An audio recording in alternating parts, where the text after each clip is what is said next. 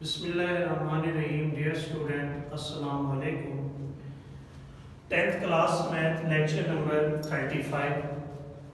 Dear student, पिछले lecture में आपने एक्सरसाइज 3.4 को डिस्कस करते रहे हैं। अब एक्सरसाइज 3.45 को हम कंप्लीट करेंगे। बहुत ही आसान एक्सरसाइज। आप वेरिएशन पढ़े हैं पीछे, दो टाइप्स थी, एक डायरेक्ट वेरिएशन, एक इनवर्स वेरिएशन। आज जो हमारा टॉपिक है वो है जॉइंट वेरिएशन। जॉइंट वेरिएशन की सबसे पहले डेफिनेशन है student, a combination of direct and inverse variation of one और more than one variables forms joint variation. जैसा कि आपने देखा कि इसमें डायरेक्ट वेरिएशन भी होगा और इनवर्स वेरिएशन भी होगा। इन दोनों को इकट्ठा करना यानी ज्वाइन करना क्या कहलाएगा? Joint variation. आपके सामने एग्जांपल दी, y डायरेक्टली प्रोपोर्शनल है x के एंड y इनवर्सली प्रोपोर्शनल है 1/c के। दोनों का ये वेरिएबल सेम y आ जाएगा x, 1 से मल्टीप्लाई x और डिवाइडेड बाय c आ जाएगा। तो इसे कहते हैं जॉइंट वेरिएशन। डियर स्टूडेंट, आइए इसका क्वेश्चन नंबर 1 की तरफ चलते हैं। पहला क्वेश्चन है जो आपके सामने मैं पढ़ूंगा और इसी को आगे सॉल्व करेंगे। Question number 1, if s varies directly s as u का स्क्वायर, s डायरेक्टली है u का स्क्वायर एंड इनवर्सली है v के। आपके सामने कि वो कहता है कि s डायरेक्टली प्रोपोर्शनल है u का स्क्वायर का और इनवर्सली है v के। तो इसलिए हमने s डायरेक्टली प्रोपोर्शनल u का स्क्वायर लिखा और s इनवर्सली प्रोपोर्शनल लिखा 1/v। अब इन दोनों को मैं ज्वाइन करूंगा, ये सेम वेरिएबल है, s लिखा, प्रोपोर्शनैलिटी ये u स्क्वायर को 1 से multiply u square divided by v। Proportionality खत्म कर दे रही है स्टूडेंट, तो के कांस्टेंट आपके सामने अब इक्वेशन a बन गई। हमें वैल्यू जो दी गई है, put s is equal to 7, u is equal to 3 and v is equal to 2 in equation a। सबसे पहले हम इक्वेशन a में पुट करेंगे ताकि हम k की वैल्यू फाइंड कर सकें।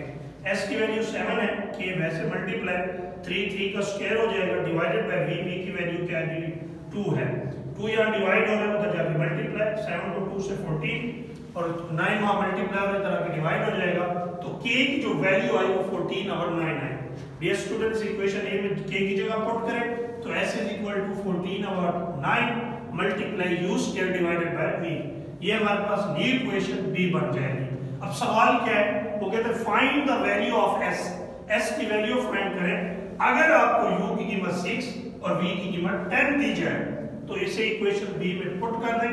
s is equal to 14/9 multiply u की वैल्यू है 6 तो 6 का स्क्वायर हो जाएगा और v की वैल्यू 10 है तो ये 10 आ जाएगा। आपके सामने 6 का स्क्वायर 36 डिवाइडेड बाय 10 14 और इसे सिंपलीफाई किया। सिंपलीफाई करने के बाद आंसर आया 28/5। उसके बाद क्वेश्चन नंबर 6 5 तक आप खुद करेंगे सेम एक जैसे ये पहले भी आप कर चुके हैं। ये क्वेश्चन नंबर 6 एक दफा बोर्ड के पेपर में आ चुका है, इसलिए आपके सामने कर रहा हूं। सवाल है कि इफ w वेरीज इनवर्सली है as the cube of q। अब इसे हां सिर्फ इनवर्सली प्रोपोर्शनल दिया गया है, डायरेक्टली प्रोपोर्शनल नहीं दिया गया, तो इसलिए w इनवर्सली प्रोपोर्शनल है 1/u का cube, w is equal to k/u का क्यूब। ये इक्वेशन a हो जाएगी। अब वैल्यू जो दी गई है, put w5 in u3 in equation a, ताकि हम k की कीमत निकाल सकें। w की जगह 5 आ गया, k डिवाइडेड बाय u की तरह 3 का क्यूब 27 यहाँ डिवाइड हो रहा है, उधर जाके दिया स्टूडेंट मल्टीप्लाई होगा। तो ये 135 इज इक्वल टू k। ये k की कीमत फाइंड हुई जिसका आंसर 135 है। अब k की कीमत पुट करेंगे इक्वेशन a में, w is equal to 135 divided by u का क्यूब। ये इक्वेशन b है।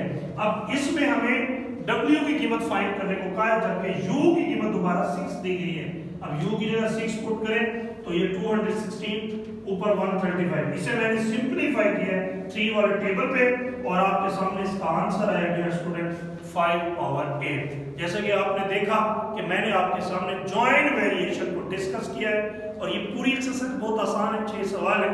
उम्मीद करता हूँ कि बाकी क्वेश्चन आप खुद नीट रजिस्टर पे नोट करेंगे। Thank you.